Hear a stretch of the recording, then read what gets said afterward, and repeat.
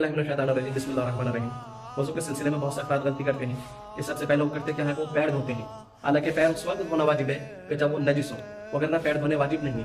बहुत से अफराद जो है इस तरह से भी गलती करते हैं कि मसलन पैर बिल्कुल पाक हैं लेकिन धो लेते हैं, और धोने के बाद जो है वो अपने पैरों को जो है वो इस तरह से पोंछ लेते हैं कि वो पोंछते नहीं है, गीले रह जाते हैं और उन्हीं गीले पैरों पर वो मसा कर लेते हैं। हालांकि उनका ये मसा करना बातिल है।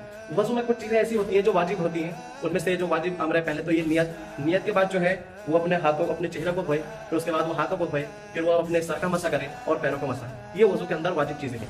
लेकिन अगर हम वज़ू के अंदर चेहरे को धोएंगे तो पहले एक मरतबा चेहरे को धोना वाजिब है, दूसरी बार मुस्तहब है और तीसरी बार चेहरे का धोना हराम है।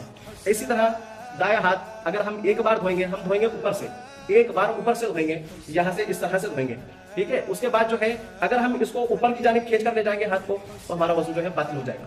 हमें करना क्या है, हमें इस चीज़ का जरूर ख्याल रखना चाहिए कि जब हम वज़ू करें तो हमें किस तरह करना है। हम चूल्हे में पानी लेकर यहाँ से ऊपर की जानिब से डालेंगे और नीचे उंगलियों को सिरों तक इस तरह खींचेंगे कि कोई भी हिस्सा जो है खुश्क न रह जाए। अगर आप मुतमईन नहीं है कि मसलन एक बार में जो है पानी पहुंचकर सब का सब जो है गीला हो गया हो, तो सर फिर उसके लिए क्या है, दूसरी बार पानी यहाँ से फिर जैसे पहले डाला था इसी तरह दूसरी बार ऊपर की जानिब से पानी उठाले, लेकिन तीसरी बार पानी डालना उसके लिए क्या है, हराम है। जिस तरह से हमने ये दायां हाथ धोया है इसी तरह से ये बायां हाथ धोएंगे, लेकिन याद रहे कि सिर्फ 2 बार पानी डालना है ऊपर से नीचे की तरफ, और ऊपर से नीचे की ही तरफ जो है वो सूखना है। उसके बाद जो है हम अपने हाथों को अलग अलग करेंगे, फिर सर का मसा करेंगे, उसी हाथ की तरह से सर का मसा करेंगे।